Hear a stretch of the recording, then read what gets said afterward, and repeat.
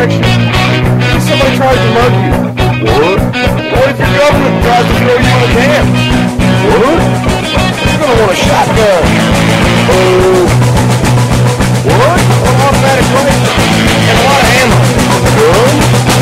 Gun? We're all set to riot. Buy a gun before you lose your Second Amendment. Buy a gun. They'll burn you out like a Waco. They'll stick your ass in a camp. Jack booty cops in riot gear, gonna kick your ass and laugh. Revolution is on its way. Better lock and load your AK. Buy a gun, buy a gun, buy a gun, buy a gun, buy a gun, buy a gun, buy a gun before you wish you bought a gun. Buy a gun, buy a gun, buy a gun, buy a gun, buy a gun, buy a gun before you wish you bought a gun.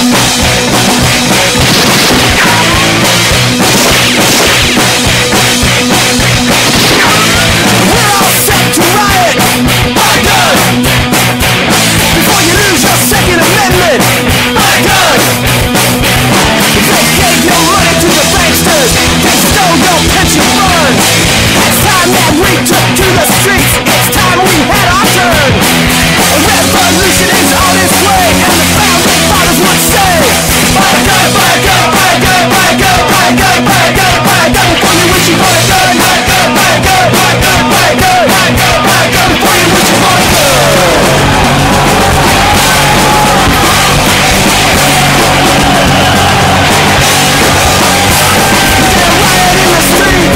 Revolution's not clean and neat, you gotta riot in the streets. Revolution's not clean and neat, you gotta drag them through the streets. I think that's us. Ladies and gentlemen, this is PrimerTime. My name is Michael. Hey, and I'm Dan. How you doing, Michael? Not too bad, Dan. What's going on? Oh, not a lot. It's hot. Hot here in Tennessee. How you doing, Hal? Yeah. I'm doing good. Fine, matter of fact. Howell? Too. Howell, what's What? up for the Brotherhood of Humidity? Oh man, it's shit. It's like wringing wet here. If you want a wet rag, I think you and I should both. outside. I think you and I should both grab a towel and make a salute to all our brothers in humidity out there, and Yeah, give absolutely. them the forehead wipe. What kind of Thank you humidity? all. Let's have a weather report. What kind of humidity are you talking about, Michael, and what temperature? I'm talking about 85 and 85. We hit the Wow. double one. It's the same there in Florida, Hal? It's been like in the 90s. We've had 90, 91, almost all day. What about the It's hot. humidity? My saving grace. My Oh, the saving humidity, grace I is don't know what I'm on the humidity is. coast. All I know is I sweat from the time I get out until I get back in the AC. So it's got to be hot. And your saving grace is what, Michael? I'm pretty sure. My saving grace is the wind. I'm right on the coast, so the wind kicks it down to 90 degrees, from 90 to 85. I really dread August. That's when the winds stop for about a month. That's going to be the killer. Okay, That's you know- the time I like start looking for extra air conditioners and box fans. I start designing in my head. I start designing gigantic box fan contraptions. Because a box fan is only $10, man. I figure out a way to get like 15 of them things together to like make it cool. What I want to know is you guys' tricks in that humid conditions of keeping your firearms from rusting away. All stainless ones? Well, That's a good point, Dan. yeah, If you can, Yep. stainless. Yep. What about your blued firearms? If you've got blued firearms, I would say a good coat of heavy oil. I like to use 90 weight gear oil. How about you, Al? Well, actually, I keep my guns in I've got a 870 Wingmaster, like I've told you before, and I've had that gun since early 70s, and it still looks like the day I bought it. But I keep it in a dry place, just like what you're talking about. I don't leave my guns sitting out or anything like that. They're always put away in a dry area. And the place I keep my guns is in the middle of the place, and it's all wood on the inside. When I say on the inside, I mean I've completely wrapped the inside with 12-inch, 1x12 planks and 3-inch screws to make it secure and put a safe in it. And I keep my guns in a safe. But what I use for what you guys aren't going to like, I'll tell you what I use. I use regular WD-40, and it's supposed to be the shittiest stuff in the world. And my guns don't have one speck of rust on them anywhere. Let me ask you, WD-40. What I do is I just spray it. When I come back from hunting, I clean the gun completely, and I use gun oil on, like, the bolt and stuff like that. But what I wipe the gun down with, if I pick it up, I just pick the gun up and look at it before I put it away. I'll wipe it down because your fingers have got stuff on them too. And if a fingerprint stays in that gun for a while, it's just not good. I take WD-40 and spray it on a old T-shirt and wipe the gun down, stock everything with it, put it away. And my guns look brand damn new. So anybody can say what they want to about that stuff. All I'm telling you is what mine looks like. And as long as mine keeps looking like that, and I'm an old man, and I've been doing it for as long as I have, I'm going to keep on doing it. Don't blame me a bit. Let me ask you a question about the WD-40. How often do you have to reapply it? Well, where I keep them until I pick it up again. As far as me taking it, I can put it away for 6 months and take it out, and it looks just like I put it in there. As far as it just going away, if it goes away, it must leave something on there because like I said, I got no rust on my weapons at all. But I'm very my rods and reels last me for a very long time. I keep everything clean, and that's clean as a deal. I don't lay my gun down in the dirt. I don't. It stays. When I get through cleaning, if I don't shoot it, all I have to do is come home and wipe it off. I believe I'm a little bit closer to the coast than you. Oh, you are. You definitely are. Salt kills. I've got different issues with the environment. WD-40 doesn't work for me. WD-40 is a once a week application, and that's to everything. And to be honest with you, that takes up a lot of time. Well, I don't have to do that. I don't know if automatic transmission is a real fine lubricant. Plain ATF. Well, I'll tell you what. I bet you that would work very well. And you can get a quart of ATF for what, about $6 now? Yep, cheap. You can even get stuff now. I buy a 32 ounce or a 32 ounce bottle of 90 weight gear oil. I happen to have a bottle of Green Quaker State. I end up soaking a rag in that. I wipe everything liberally with that, and things that I know that are going to sit in the safe for a while and probably not get used for an extended period of time, I've had to learn the hard way. This is a completely different environment than I grew up in, and I grew up in the desert. And I'll tell you what, it's nice and dry, and you could leave a rifle in your backyard for 4 weeks, and it won't have a spot of rust on it. Wow. Here, you can take a pistol out of a holster, put it on top of the fridge, and pick it up in the morning, and there's rust on it the next morning. My God. So I've had to figure out how to do something. So there's two options here. You have something made of polymer, or you have something made of a stainless or a stainless alloy. That's the easy part. And even with the polymers, you still get rust on the slides. And the stainless. I'll tell you got a little stainless too, Michael. You have to work on stainless. Stainless will pick up ugly if you don't keep it clean. I will say I do like the Ruger LC9. I think it's a great pistol.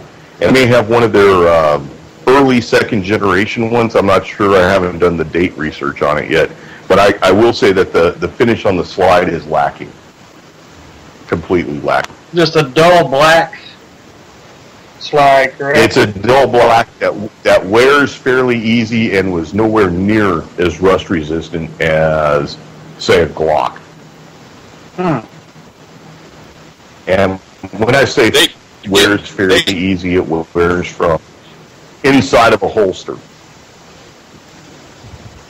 On the subject of the oil, go ahead, Al. On the subject of the oil that you put on your guns, they just about 2 weeks ago they had. I get different emails from different gun companies and stuff like that, just from things I put in. They send information to you in sporting places. And one of the things a guy had done was he had all the popular kind of gun oil. Like you go to the gun show and you see they're selling the different kinds of gun oil they have there. What this guy did was take 2-inch pieces of steel and put with a hole in them and drove a nail and put them and made a board he could put them outside with. And he coated them. He coated each one with a different manufacturer's lubricant, and he did it like just outside, just like what you were talking about. And then he did it outside, sprayed it every 3 days with water, and then he did it outside, sprayed it every 3 days with salt water. And the salt water really beat stuff up. But some of the stuff that you thought that had a real good name to it didn't do that well. It was amazing to me because I figured it would be a lot better. Militech, something that I've used it before too, and I use it on bolts and stuff. As far as corrosion resistance, it wasn't worth a damn. It was one of the worst, and it's a synthetic. But it sure didn't work that well. Well, I'll tell you what, I went to a gun show over the weekend, and there was a table that had a bunch of lubricants and a bunch of gun cleaning stuff. It had various different sprays from different manufacturers, but what I was interested was in the lubricants and the protectants, right? And he seemed to be pushing two brands, Frog Lube and Gibbs. And they seem to be a little bit pricey. What he was saying about them was really nice. You know, they have I don't know what the word is for where a tenacity, I guess would be the best word. It just sticks to everything. And what he was saying about the Gibbs is the more worn your piece of metal is, it's better to that. Now, I don't know. I haven't used it. Like I said, I kind of like the Quaker State 90 weight gear oil. I just soak a rag in that. I soak socks in that. And the socks I put on any long gun and just let them sit in that, and pretty much everything gets a fairly liberal coat of that stuff. And if it's going to be something that I'm worried about, it'll sit in a rag full of the oil. So no moisture is getting to the...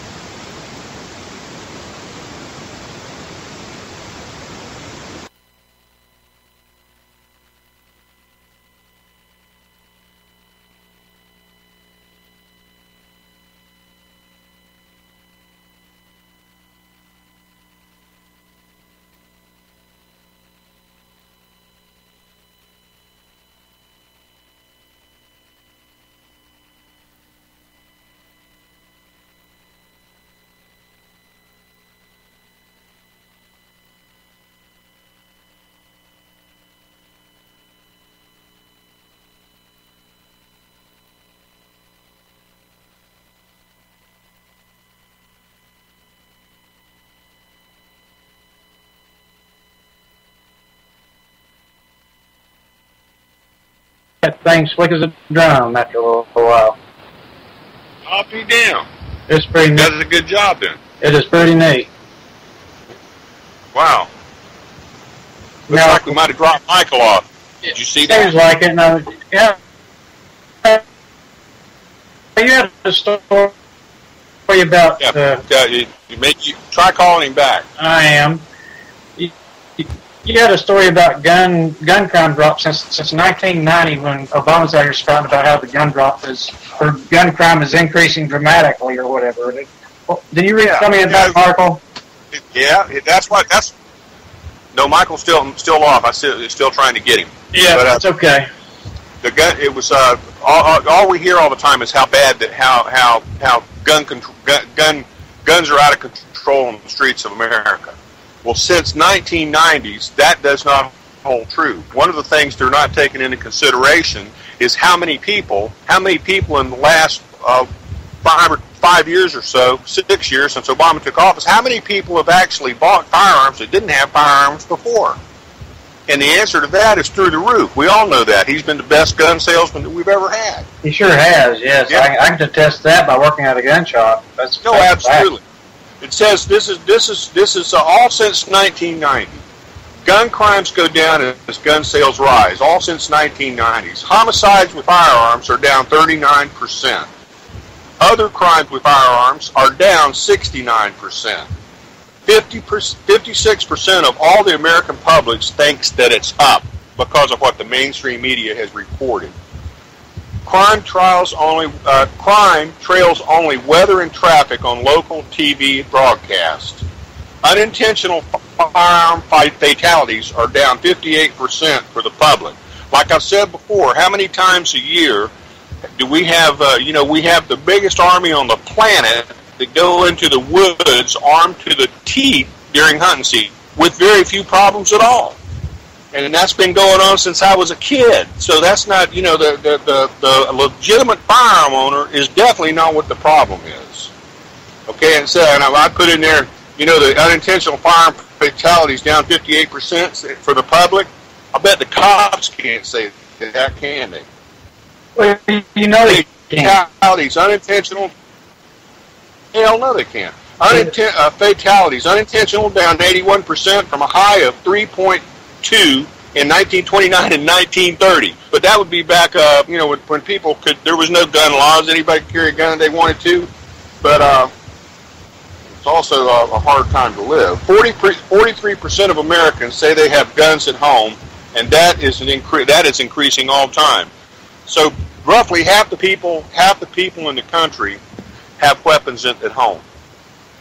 I know a lot, but almost everybody I know has weapons. I don't know. But, that's the kind of people I'd be drawn to anyway. I think that's a good thing, Hal. That's probably what's the only thing that's keeping this country free. That is the only thing keeping this country free. That's the reason they want them so bad. I mean, that's bottom line there, man. So, since 1990, the actual statistics bear out that crime has dropped, correct? Crime has dropped, especially violent. Crime has dropped. Violent. And now look at the other thing. Look how much police brutality that we see all the time in this country now. I mean, it's that when we were a kid and something like that happened, it was like, wow, it's like, you didn't hear that much about it because there wasn't that much of it going on, not like there is now. I think it was going on, Hal. We just didn't have the social media to report it. I think it might have been going on, but I'll tell you what, when I was a kid, I didn't see no damn MRAPs. I didn't know. You're right there. I didn't see armored personnel carriers. I didn't see cops walking around dressed like freaks from hell. I didn't see them in large groups walking down the goddamn street with armor on and carrying a shield and a baton and mace and beating the shit out of people. That didn't go on so when we were a kid. I don't believe it. Here's another one. Cop beats veteran to death at a traffic stop for no front license plate. Things just kind of got out of hand on that. No front license plate. So this guy, starts getting out and cussing them or something, and they end up shooting him? On Mother's Day, Tom Yancey, father, was pulled over for not having a front license plate. What transpired beyond that point was totally clear. It's not totally clear, but his injuries resulted in his death that day. Yancey, 32, was a veteran of both Iraq and Afghanistan. There has been almost zero information on the media about this incident. That's just like right here. We had a cop. This happened 2 years ago. We had a cop in Orlando take an 81-year-old guy, a vet, in front of a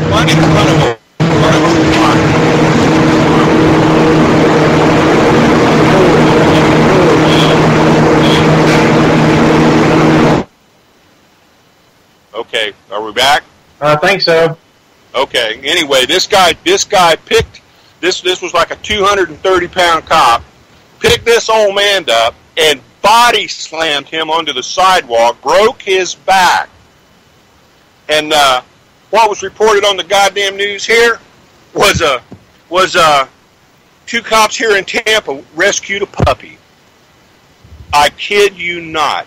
I saw that story about they rescued a puppy or something like that, and there wasn't a word about what that cop did in Orlando on our paper. But when you went to other states, I get information from all over the country.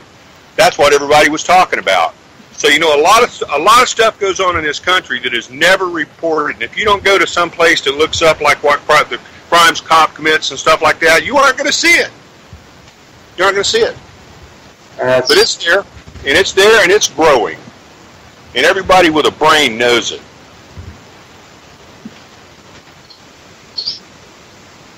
So what do you suggest? What do we do? A cop here in Tampa. you don't really want to know, man. I mean, what can we do? The only thing we can do is prepare to defend ourselves. Because that's what it's ultimately coming down to. I agree. Man, that is all we can do. That is all we can do. And Michael, you with us? Tampa's been in the news a couple times. I think so. Yeah, you are. Yeah. Hey, what's going on? Sorry about that, guys. I think I got internet problems here. I appreciate the patience. No problem. No problem. Nope. So all we can do is prepare. What I'm saying is we have problems here. We had. Well, you guys know about the guy that was. We had a guy form a SWAT team here many years ago, back in the 70s. We've had one here for that long. And the guy that initiated the first training on a SWAT team lives out in Wesley Chapel. He was in I think he was 71. But he was in a theater, and a guy in front of him had a cell phone and was talking to his daughter. And this guy started, hang up, man, blah, blah, started hassling him. So he gets up and goes and the cop, he was a cop. He didn't identify himself as a cop. He was a retired cop. He goes out and tries to get somebody to come back in to hassle this kid. Well, nobody would go back in with him. So he goes back in there. He starts hassling the kid again. Well, wound up. The kid threw a handful of popcorn at him, and he pulled his 9mm out and killed him dead right there. And wound up right here in the field. The kid threw a handful of popcorn at him. He's still in jail for that dead right here. Right here. He's still in jail.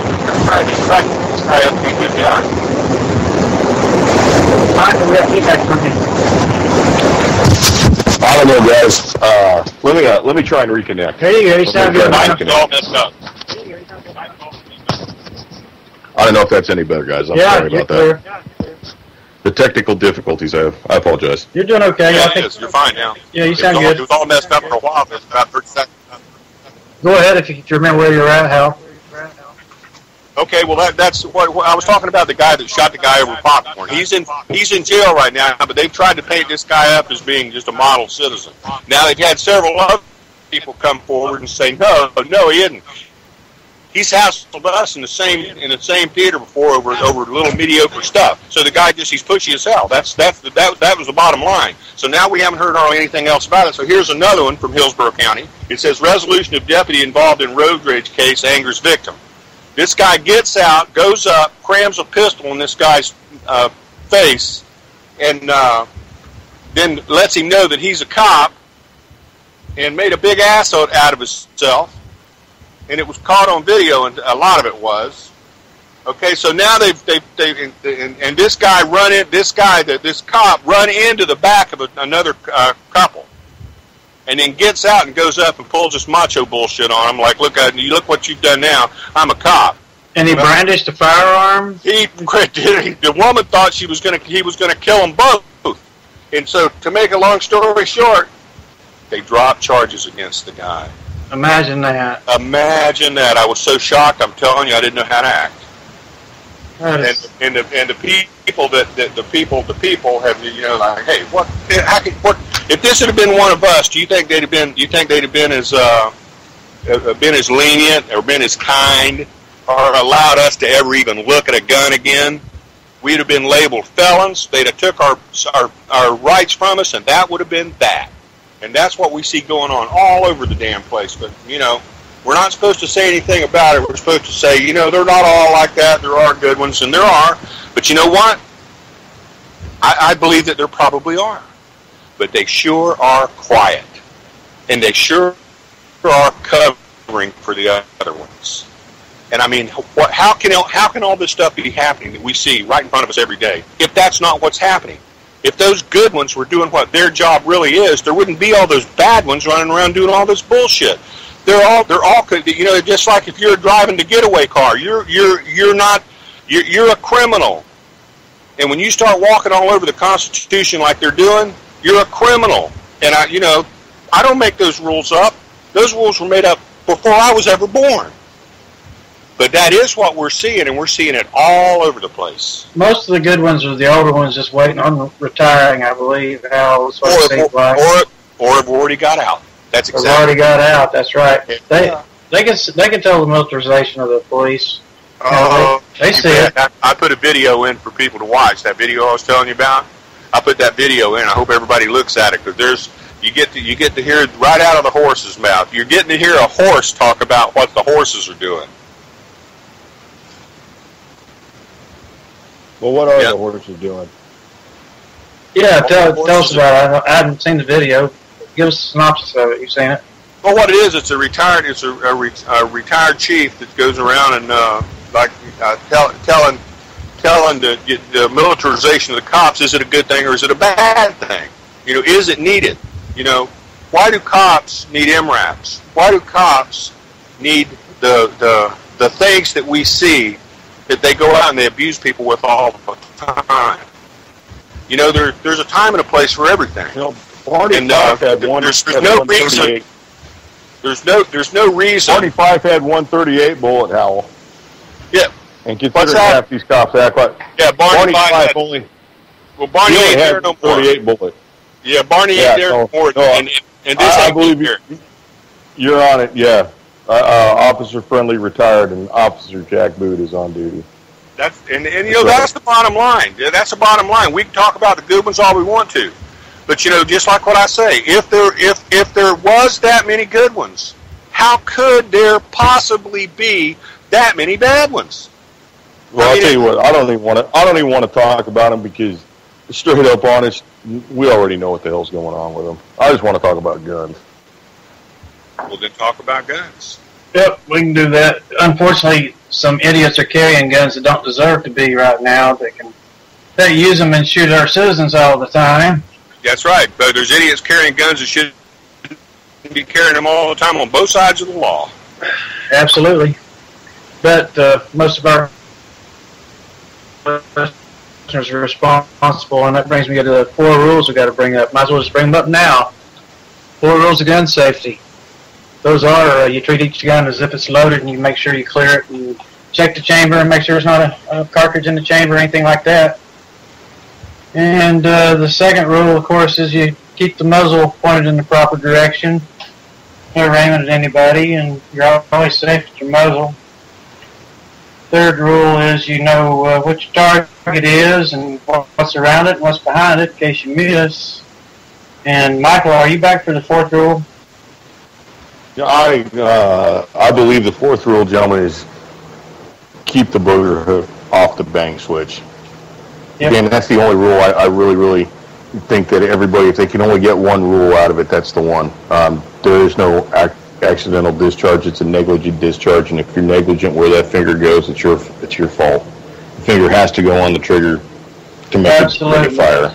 So, absolutely. We want people aware of these rules. If they go out, if they have to go out shooting with friends and they see somebody doing something wrong, what we're talking about, point it out, bring it up to them, absolutely. If they're your friend, it's not a big deal. You're looking out for their safety. You're looking out for the safety of their family. I mean, how horrible would it be for you to go back home and have to tell your buddy's family that your best friend did something stupid with a firearm and he's in the hospital, or he hurt somebody else and he's in jail. Yeah, that would be awful. I think hospital is much more preferable than to be in jail and have the pain of hurting somebody else on you. So, yeah, be absolutely 100% careful with where you put your finger. Booger hook off the bang switch, people. Till you're ready to fire, that's absolutely correct.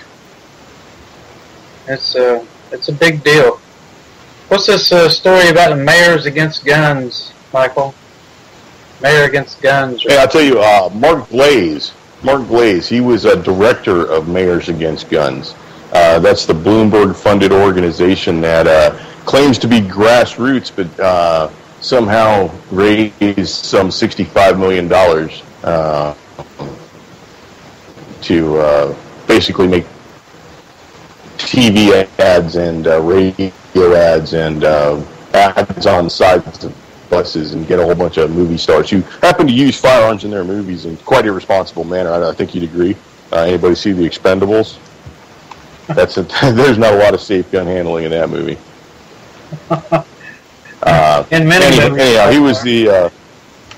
That's right. That's their stock and trade, right? That's where they make their cash. Sell one lie while perpetrating another. So I read this. Mark Glaze, he's the director. He stepped down recently within the last couple days, and he gave a interview to Politico magazine. I'm sorry, not Politico, New Yorker magazine, and he basically admitted that none of the gun control measures that Mayors Against Illegal Guns advocates would have had any sort of effect on any of the. So they've been ineffective, period. And how much money have they spent on this anti-gun campaign? $65 million. Is that all? Yeah, it truly is. That's a very good point. It truly is a drop in a bucket when you've got Michael Bloomberg, who's worth reported at this time $3.5 billion. I think the man sneezes more change than that. Yeah. Also, there was a study from Violence Policy Center, and they are vpc.org, and they've actually come out to a position where not the next gun control bill should not be the one that's currently in Congress right now, not the Boxer sponsored legislation, but they're looking for an actual ban on anything that's magazine fed and confiscation of magazine fed, and they're using the argument that it's an unusual device, that it's unrivaled in its application. I guess unrivaled since when was the first magazine fed firearm? But 1896 or something like that. Gatling gun. That's incredible. So there's no way they can get away with that. A Gatling gun. That's a good point. A Gatling gun was fed out of a hopper, right? Yeah, it had a magazine fed in the top of it, and it had a crank. It didn't actually have like a box magazine. Oh well, call it what you want. It had a stack of bullets on top of it, just like a stack of bullets on the bottom. You're picking the fly shit out of pepper now. Yep. Well, that and Cracker, that's exactly what they're doing. That's exactly what they're doing at every level. Yeah, but what they're doing at every level is unconstitutional. Well, I guess you're going to have to prove that in a court of law. That's the rest. Okay, where's there a court of law? Where's there a real court of law that people like me and you, just plain people, can actually go to and they'll listen to? I don't think that system exists for us, sir. It absolutely doesn't. It absolutely doesn't. That's my point exactly. There is no court of law. And in the recent court findings, the Supreme Court ruled against somebody who was doing something that many of us have done.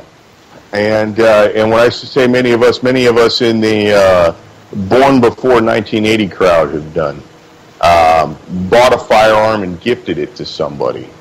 But when you bought the firearm, you may have made an error in the way you filled out the form, and the Supreme Court recently ruled on that, and they ruled that straw purchase buyers are not legal. So according to the Supreme Court, you can no longer go down to your local gun shop and pick up that pink Cricket 22 for $119, a single shot 22 long rifle, and put on it that you're buying it for yourself with the intention of giving it to your daughter.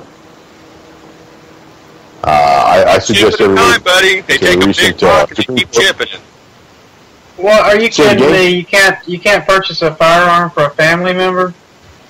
No, that's now considered a straw purchase. So you'll have to.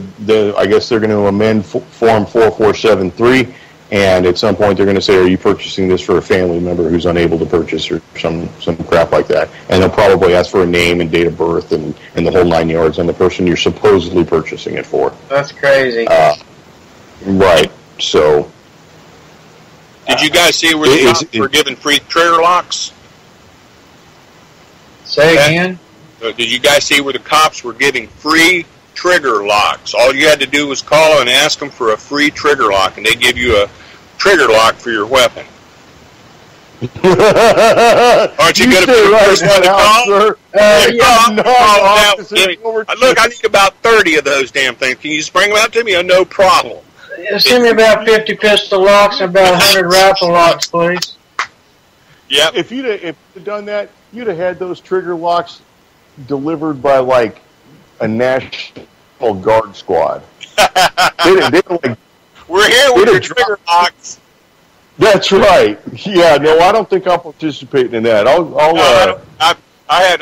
wrote a few replies to that one myself, and also I saw where TSA has ordered. You know, they were ordering ammo for everybody. Well, TSA just ordered over a million. I want to say 1.8, but I'm not sure. But it was over 1 million more 357 SIG rounds for their agents. So that sure does sound like they're going to arm the TSA, don't it? So if they're buying all those bullets, my guess is they already have the guns for them. They bought more ammo in addition to the. Or they've got the contracts lined up. And to be honest with you, okay, yeah, they bought 357 SIG. I don't know anybody that shoots 357 SIG. I know a guy who's got one of them. FBI and them. That's who shoots. That's the only people that I know that shoot them. Well, you know, that's kind of interesting that you bring that up, because what is a 357 SIG? It's a 9mm bullet in a neck down I'm sorry, not a neck down, but a neck down 40 caliber case, right? So it'll fire that bullet. But the 40 caliber, isn't it? It'll fire that bullet. Ballistics will pull up for a 9mm. And when they find the empty shell, will they find a neck down case, or will they find a blown out 40 caliber case? I think it's just a neck down case, doesn't it? Yeah. It is a neck down case. It's a 40 caliber neck down to a 357. Okay. That's what I think it is. Yeah, I heard it was a 9mm bullet that they actually necked it down. So it's a special ammo that's not many people have firearms 357 SIG. You're absolutely correct. Right. So if the government has those, I think it's a great idea. I personally like a bottleneck pistol cartridge. I used to have one of the CZ pistols. I'll tell you what, that thing was a rocket. You know, every one of them little bullets zinged out there really, really fast. I got a couple buddies got those. They're small too. Well, you know, that gets into like the philosophy behind the firearms. The communists, they weren't worried about the same thing that I think the American market was worried about. Like the American military and the American market was worried about shoot something and get it done. And it has to be big because, well, the thing on the other side might be big. And I think in the communist mindset, all they had to do is, you know, they had the mindset of in the land of the blind, the one-eyed man is king. You know, we just need something that works and works reliably. You know, because ain't nobody else got anything out there except for like shovels and mud pies. Yeah. So you're making your case for the AK and SKS. I know that, Michael. I like those firearms. Well, you know, I mean, I'm not trying to make a case for the SK and SKS. You know, I mean, they make their own case. I just understand the philosophy behind the two of them. Oh yeah, they're great firearms. Another firearm that I particularly like is made by Taurus, and it's called the Judge. That's a good gun for sure. It's a 410 shotgun in a revolver. Basically, it's just a large frame revolver that shoots a 410 or a 45 long bolt. I wouldn't call it a large frame revolver, Dan. I'd call it an extra large frame revolver. That's exactly a long right. cylinder. With the 3-inch shell capacity, it takes up some room. It's not a concealed carry unless you are 752 pounds. you happen to like to wear trench coats. It's a nice gun.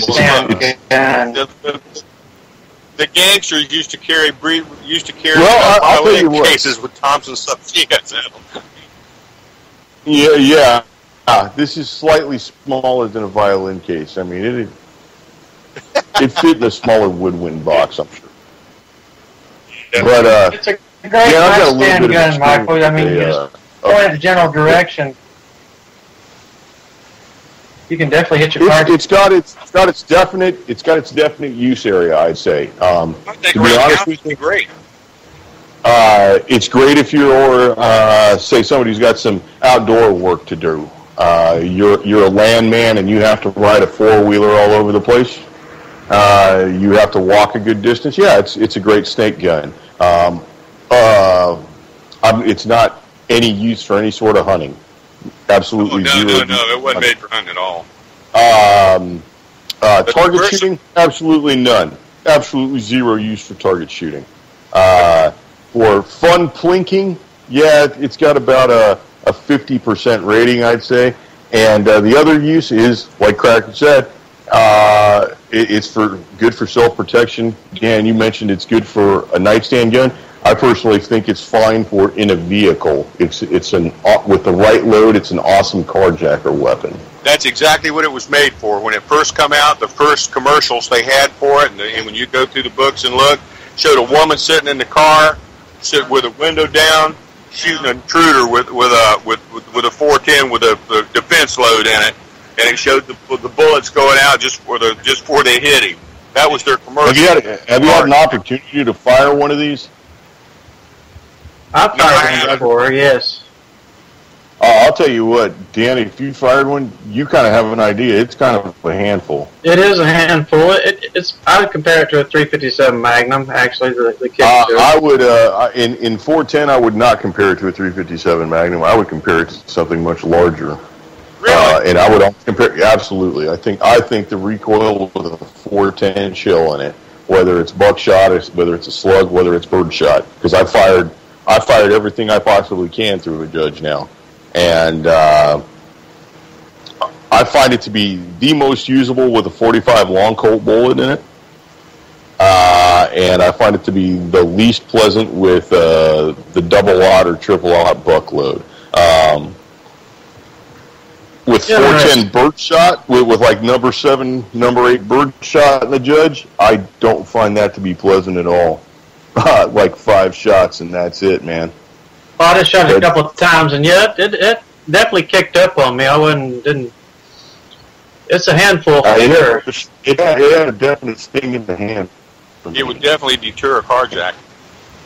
Yeah, absolutely, and that's about the range that it's good for, from like the driver's seat or the passenger seat to the window. It's really, with 45 long Colt, its range is less than 25 feet to hit a beer can. So, you know, they make some rounds that have disc inserted inside those shotgun shells also, Michael, that come out of there, I guess like dimes or something, I don't know. That's what I was talking about. Yeah, keep that quiet, or those guys that made that RIP ammo are going to get an idea. They'll be selling that shit for $7 a load somewhere. Speaking of ammo like that, you know, there's also that multiple impact bullets ammo that's out now. Have you seen that? Yeah, the stuff that's like a bolo round. Yeah. Those things, when it comes out of the muzzle, it separates into 3 separate bullets that are tied together with Kevlar, and it's like a swinging bolo flying at the target, and it takes out about a foot of the target, of a paper target, whenever you're shooting one of those things, rounds. They make them in all different calibers, including shotgun rounds. And you know, I want to know what they make the center line out of. And I'll tell you what, if they want to use anything, I would endorse spider wire. They use Kevlar. Line. Yeah, I think maybe spider wire is Kevlar, because I don't know. If they use spider wire between that, nothing's going to catch. Nothing's going to cut it. A weaved type wire. Also, it is in fishing. I know that. That stuff's really strong. I don't like to use it because you get it's seriously strong. Cut your wire. It's got many more uses than just for fishing, gentlemen. That's some good stuff to have a couple reels of that stuff on hand. You can almost tow a truck with it. I've been using that stuff for years. That's some really good stuff. I like that stuff. And the nice thing about that is that can get chemicals on it, and it doesn't really like degrade real easy. Nope. The only thing and it can spend a lot color out of it. The color comes out, that's right. Strength stays. That's right. It seems to be affected. The color change seems to happen with salt water a lot as well. Yeah, I'm looking at spools of it right now, and I got one brand new spool that's nice and dark and hasn't been used very much, and the other ones that I've used just look like a pale green. They're real light, but they're, as far as how strong they are. And the other good stuff about it has no memory, and if you do use it for fishing, you can, after you've used it for 6 months or a year, you can take it you all can use off it for something else. Take it all off the spool, hold it into the old end, and let it go, and let it all go off the spool till the part that's on the spool first is on the other end. Tie the used end to the spool, load it back up. You got a brand new spool of wire, a brand new spool of line, because it has no memory and it's still green right there. Because you only use the first 100 yards, 75 yards of it is all that you use. Yeah. You have 300, 350 yards on your thing. I do that every time I'm buying. Because it's kind of pricey. It's good, but nothing beats it. Yeah, it's not $5 a roll stuff. Yeah. But you get what you pay for with that. That's right. That's right.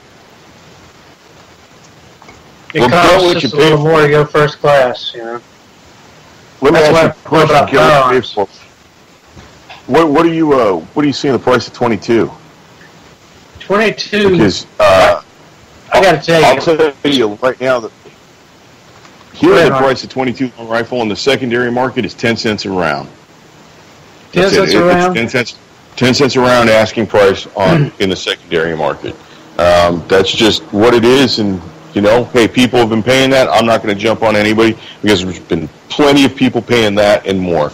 But the going price seems to be 10 cents a round, maybe a little bit more for premium stuff. Not around the stores are north, because we have people traveling through on Interstate 81 heading north, and they're stopping in, and we got ammo, those 333 boxes for... Oh, yeah, those are like gold up. Those are like gold up there.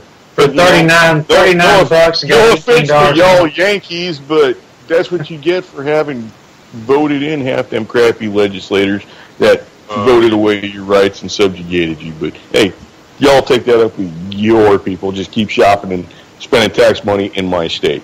Michael, Help me keep my taxes low. The dealer cost on that's $18, and they're selling it for $39. And he puts like, I don't know, 20 boxes up on the counter a day and sells every one of them. People stopping in. These out-of-state people. Oh, you got some 22 ammo. I'll buy some of that. And they whip out 220s as fast as bam. Actually, most of them they limit it to 3 boxes, so they just sell them 3 boxes. Hey man, if you've got a business where you've got customers guaranteed to come in and spend $60 on your item that only cost you about $45, you're in the money. Yeah, it's like sort of thank you for the shortage. Now now we can get ammo. I think the shortage is very near to the end. I did see a story on. I can't think, and the tablet has died on me. I did see a story that said that the ammo shortage may be over. Well, I kind of figured that. There's a lot of dealers holding lots, and when I mean lots, they've got more than 10 cases sitting in the back. And when I say 10 cases, I mean more like 100 cases. Mm. So these guys bought it premium prices, and they're going to have to hang on to it now till the prices come back to them.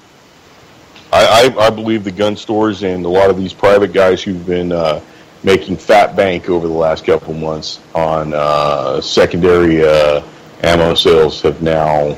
Well, if they didn't get out of it before now, I think they're stuck with a lot of like high end stuff. I think they paid a whole lot of money for CCI Blazer. It couldn't have a more deserving bunch. Hey, you guys are in hog land. I want to talk about hog hunting before the show ends. I want you guys tell me about hog hunting in Texas and Florida. What do you shoot them with? What do you hunt with, for example? Well, it depends on how easy are they to hunt.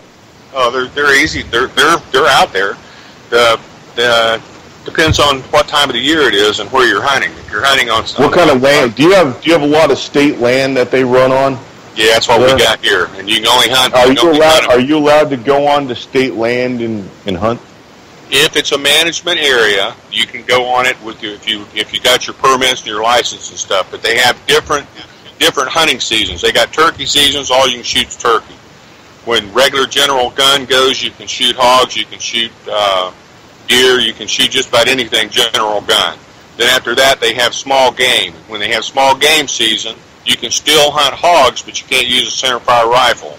So you can use. Now you can go onto this federal land. Do you have to pay an admission fee? Do you have to pay a parking fee? Do you have to pay something like that? No, or is it just you? If it's a wildlife management area, all you have to do is you have to have a management stamp. You have to have if you're going to shoot deer, you have to have a deer stamp. If you're going to shoot migratory birds, you have to have a federal stamp for that. If you're going to what about state? Okay, so the wildlife management is one thing. That's what I'm talking about. Tied up with your state because, to be honest, there's federal land and then there's state land. No, it's state. Here there's a lot of federal land and this is what there's not a lot of state land here. What I'm talking about is a state wildlife management area. Yeah, pretty much all the state land here is off limits to firearms, from what I've seen. But it's a lot of like duck preserves and things like that in my area. Now that being said, you don't have wildlife there's a lot of private land around here, and it depends on how nice you are with. Oh, we do, absolutely, we do, but you're not allowed to take a gun on there. Oh, it's managed, absolutely, sir. It's managed by the wildlife management area. You're not. Hey, it's managed by Fish and Feathers, man. That's who these guys. I'll tell you what. That's who these guys are done by too. And we got billions of acres. If you really want to get into the police thing, Texas Parks and Wildlife just got their own like little SWAT team. And I'll tell you what, like looking at them, they look like guys out of a video game. They don't even look like soldiers. They look like guys out of a video game, like an Parks and Wildlife. Parks and Wildlife, dude. I'm waiting for Parks and Wildlife to get an MRAP, so they can like roll up on some sucker's house. We want to check your freezer, because I don't know if people know this, but Parks and Wildlife is probably the agency that has the most clout in the state of Texas. Cops have to file. They got to get warrants, and they got to do this and that, and they got to have a corrupt judge sign off on this crap. Parks and Wildlife don't have to do that. They can just say, I think you've got a whole bunch of, like, unlicensed fish in your freezer. Untagged, undone this. Yeah, I know guys that have had, like, their entire, like, freezers, like, ransacked, and they lost, like, 60 pounds of shrimp. They lost, 50 pounds of flounder, 30 pounds of wing, and, like, 100 pounds of venison. They took like everything out of their freezer. They were like left with like. Those guys have more power than a state trooper, don't they? They almost got more power than like a sheriff, man. Straight up honest, they do. They can go wherever they want. That is amazing. Honestly, I'm surprised they don't have helicopters yet. Like they don't have an Apache helicopter. I'm really surprised they don't. Or at least some drones to keep eye on their precious wildlife, I would think. And people that's the nice thing about wildlife down here, as opposed to where Howell's at. You've got to get a tag for hogs. Here, hogs are considered a nuisance. So no, you don't have to get a tag for hog. I didn't say you had to get a tag for hog at all. That ain't what I said. I said we hunt on state. I said we hunt on state wildlife management areas here. And if you don't I'm sorry. If you don't have private property to hunt on, then you have to hunt on the state wild. That's the only place that you can hunt.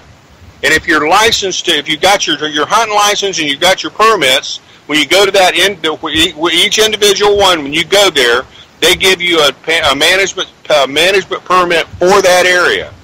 Hogs, you can shoot 24/7 here, even at night, if it's on private property. But during hunting season, you can't. You can only hunt, like if it's turkey, you can only hunt turkey. But for the rest of them, you can shoot hogs all the time too. But it's state land, and the state, while the wildlife game wardens here have the same power that you're talking about. But that hasn't been a real problem here that I know anything about. Well, are the hogs everywhere when you're hunting? I mean, how Well, once hunting season starts and a few shots are fired, the hogs ain't crazy. I mean, dude, when you see hog hunting videos, they're very, very smart. When you see the hog hunting videos, you see these guys usually that are in a place where these hogs are brought to and they're fed. There'll be a shooting stand back 75, 50 yards, 100 yards away from them. And they're baiting them in. And they're shooting them. But in a wildlife management area here, you can't use a call for a turkey. You can't use bait. You can't use anything like that. You have to walk through the woods and find them yourself. And that's not the easiest thing in the world to do, because the woods here and where I go is really, really thick. And if it's cold, dogs. If it's cold, yeah, well, they do it with dogs too. But their time, during general gun, they don't have dogs. They've got a special time for the people to go into the woods with the dogs. And if they're in there with the dogs, then that's, they go in there and they just let the dogs chase them down. Here in Texas, you can use hogs anytime, or you can use dogs on hogs anytime you want. Well, on private property, you could do it here. But on the wildlife management areas, you can't. And I'm only speaking for wildlife management areas. Yeah. Our wildlife property, you can hunt them with a machine gun, I guess. You can't bring nothing onto it. Say it again? Pretty good. On private property, I guess you can hunt them with a machine gun if you want to, can't you? If you had the permit for the machine gun, I've never seen anything that said that you couldn't. That's interesting. Yep. Private property here, you can do whatever you want as long as you're not caught. That's all I'm going to say about hunting. I go in for on small game. I don't take a shotgun. I'd rather have my 22. I just take a 22 long rifle. I shoot the stingers in it. Michael talks about stinger hollow points. I'm telling you, man. I wish I could find a deal of like 10,000 rounds of stingers that somebody's been sitting on, like old blue box stingers that have been sitting like in an airtight case for like 50 years, man. I would love to find that. Those things seriously, those are the best bullets, and those are the best bullets I've ever found. I've got like a certain connection to them from when I was a kid, whatever. Those are my favorite, and that blue box means something to me. So we used to shoot an orange with one of those things, and it would just disintegrate. Yeah. Turn it to vapor. It's a good squirrel round, all around round, really.